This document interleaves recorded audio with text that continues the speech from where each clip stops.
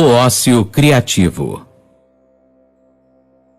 O ócio criativo, do sociólogo italiano Domenico De Masi, foi publicado pela primeira vez em 1995.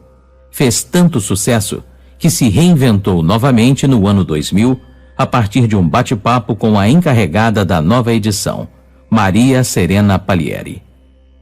No computador do autor, na época, a frase bem-humorada que desfilava na tela era um ditado espanhol: o homem que trabalha perde tempo precioso. O trabalho para De Masi é voltado para a produtividade eficiente, que também inclui a riqueza do saber e a melhor distribuição do tempo. E o ócio, do título do livro, não se refere à indolência, à preguiça. Ele não é alienante. É libertador. É um modo novo de definir o trabalho. O ócio criativo combina, portanto, em seu conceito, o trabalho, o estudo e o lazer. Domenico De Masi é contra o modelo que surgiu centrado na idolatria do trabalho e competitividade.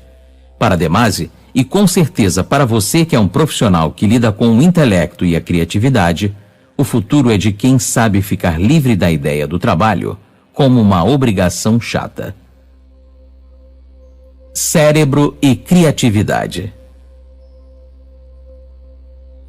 Do trabalhador braçal ao profissional de colarinho branco e de bermuda em seu home office, estamos caminhando em direção a uma sociedade que fundamenta não mais no trabalho, mas no tempo livre, baseada em um mercado de trabalho que valoriza o cérebro e a criatividade.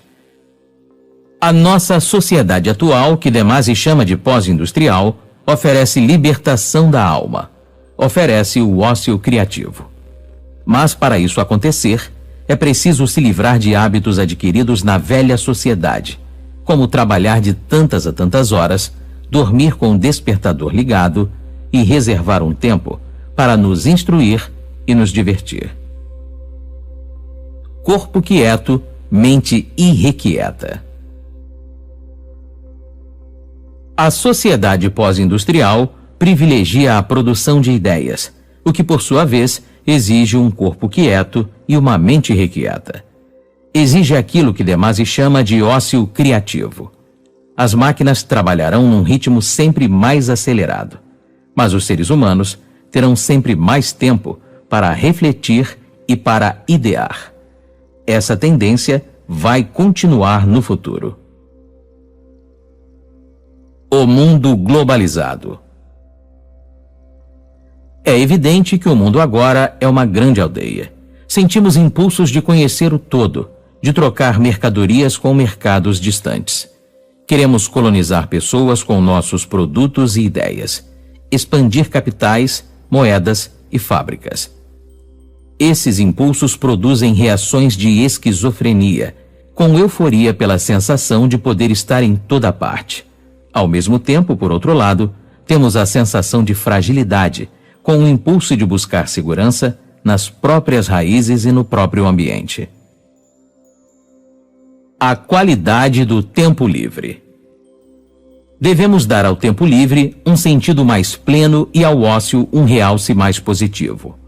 Dosar nosso tempo livre em 3 partes, em medidas adequadas, de acordo com nossa vocação e situação de vida. Uma parte dedicada a nós mesmos, ao cuidado com o nosso corpo e com a nossa mente. Outra dedicada à família e aos amigos. A terceira voltada à coletividade, contribuindo para sua organização civil e política. Intelectualização, emotividade e androginia.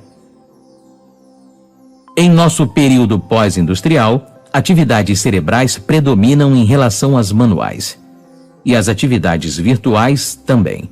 O grande lance é a criatividade. Criatividade requer emoção, fantasia, racionalidade. E sem emotividade não se cria nada de novo. E emotividade vem basicamente da feminilidade, o que nos levará a uma sociedade do tipo andrógena, sem papéis hierárquicos e rígidos para homens e mulheres. Carisma a favor da criatividade em grupo. O carisma é algo essencial nos processos criativos de grupo. A criatividade aflora com materiais conscientes e inconscientes, emocionais e racionais. É uma mistura de fantasia e concretude. Para que ela aconteça em um time, equipe e até em uma nação, são necessários clima de entusiasmo individual e coletivo, liderança apaixonante, carismática. Cadê o chefe carismático? O chefe carismático sempre deve estar presente para entusiasmar a equipe, cortar procedimentos inúteis, gratificar os criativos, promover a inovação e a coragem de enfrentar o desconhecido. Quanto mais uma organização é capaz de estabelecer um ambiente que estimule a criatividade, mais eficiente ela é. Os jovens digitais em campo. Quem é fera na área digital dificilmente deixa de produzir. Produz cinema, música experimental, disponibiliza jornais e revistas, viaja na internet, vende bijuteria, anima amigos, centros comunitários e por aí vai. Os digitais criaram uma nova cultura material, social e de ideias. O turbocapitalismo, capitalismo que corre desenfreado, não os aceitou de cara, mas esses jovens batalham para mudar o mundo e estão por toda parte. O trabalho à distância. O trabalho à distância pode nos manter em casa, mas também nos leva longe por meio da internet e nos permite mudar de cidade e, mesmo assim, trabalhar para a mesma empresa. Precisamos ter uma mente elástica e com flexibilidade prática para gerir todos os tipos de situações. A tecnologia a serviço do trabalho à distância permite trabalhar até de roupão e diminuir os deslocamentos, os engarrafamentos. Mas exige estudos cada vez mais contínuos e especializados e a mudança de cidade, de país, de um cônjuge a outro. Esse tal de overtime. Overtime é o tempo que ficamos esquentando a cadeira do escritório sem que seja necessário. Para Domênico De Masi, é preciso uma ação drástica para combater isso. Com os microprocessadores e máxima automação, isso não é preciso. Muita gente poderia se limitar a trabalhar 5 ou, no máximo, 6 horas por dia. Muita gente poderia sair para dar uma volta mesmo nesse horário de trabalho, sair do aquário para receber estímulos criativos. Redução drástica dos horários. Para o autor, as pessoas passam, seja nas empresas, seja nas repartições públicas, o dobro do tempo necessário. E ele vai além. Sugere uma semana feita de no máximo 3 dias úteis e mês com no máximo 3 semanas de trabalho. É bom para você? É bom para todo mundo? Um horário mais flexível para o trabalho teria efeitos positivos, seja dando emprego a quem não tem, seja gerando mais eficiência e criatividade dos que já estão empregados. Segundo De Masi, no futuro vamos poder descansar em qualquer hora do dia ou em qualquer dia da semana. A própria família vai fazer o trabalho doméstico sem delegar a terceiros, pois o trabalho doméstico ficará mais rápido com os eletrodomésticos, alimentos pré-cozidos, casas menores e funcionais. Igualdade entre os sexos na distribuição dos trabalhos. Com a redução drástica dos horários de expedientes, o álibi do trabalho para ficar fora de casa o dia todo vai para o espaço. Isso restitui os maridos às suas mulheres e vice-versa. As mulheres não vão ficar com todas as responsabilidades familiares, como a organização, criação dos filhos, entre outras. A paternidade pode e deve se igualar à maternidade. Criar é um clique que acontece de repente.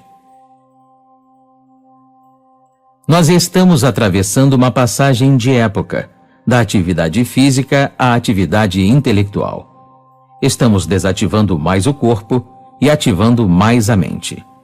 Os publicitários já sacaram que para criar um slogan, podem estar até embaixo do chuveiro, pois a cabeça carrega o trabalho para onde quer que vá. As empresas são orientadas pelo mercado e, portanto, precisam que seus funcionários estejam imersos na sociedade, não destacados dela. A aversão ao ócio. Antigamente, enquanto o trabalho exigia esforço físico, as pessoas eram obrigadas a trabalhar, porque se a escolha fosse delas, não trabalhariam. As religiões foram muito duras com isso. Pregavam o preconceito de que gozar do ócio é pecado. O tédio convertido em ócio criativo. A nossa solução para sair do tédio é convertê-lo em ócio criativo. Preencher o tempo com ações escolhidas por vontade própria, em vez daquelas que se faz por coação. A nutrição da criatividade são as horas de reflexão ou exercício, que podem parecer perda de tempo. Mas, na verdade, é o perambular com o corpo e a mente que resulta numa ação positiva, numa obra de arte, num novo teorema, num romance. O ócio como instrumento criativo. O ócio criativo é aquela trabalheira mental que acontece até quando estamos fisicamente parados, ou mesmo quando dormimos à noite. Ociar não quer dizer não pensar. Significa não pensar em regras obrigatórias, não ser assediado pelo cronômetro. O ócio criativo é o alimento das ideias. Do mesmo modo que as máquinas usavam certas matérias-primas, o cérebro precisa de ócio para produzir ideias. E ideias são necessárias para a sociedade se desenvolver. Precisamos educar os filhos e jovens, tanto para trabalhar quanto para aprender a aproveitar o ócio. Conselhos para o futuro. Ensinar que o trabalho não deve ser uma obrigação opressora, e sim um prazer criativo e estimulante.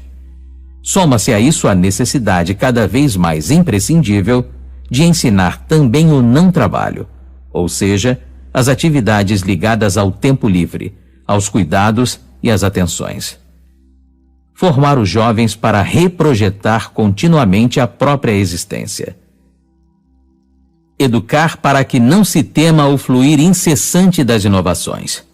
É na mudança que as coisas repousam, já dizia sabiamente Heráclito, filósofo grego, pai da dialética.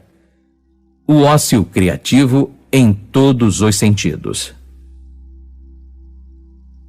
Pela primeira vez, o homem enxerga o seu verdadeiro e constante problema: como utilizar a liberação de seus opressores e empregar o tempo livre que a ciência lhe proporciona para viver bem, prazerosamente e com sabedoria.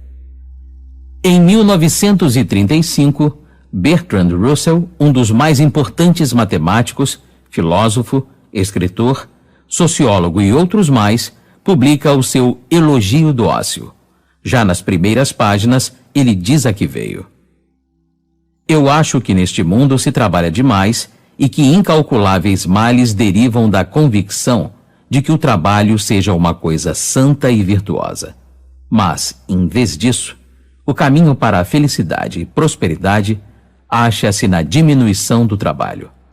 A ética do trabalho é a ética dos escravos e o mundo moderno não precisa de escravos. Esse conceito resume perfeitamente o pensamento do nosso autor. Os do contra.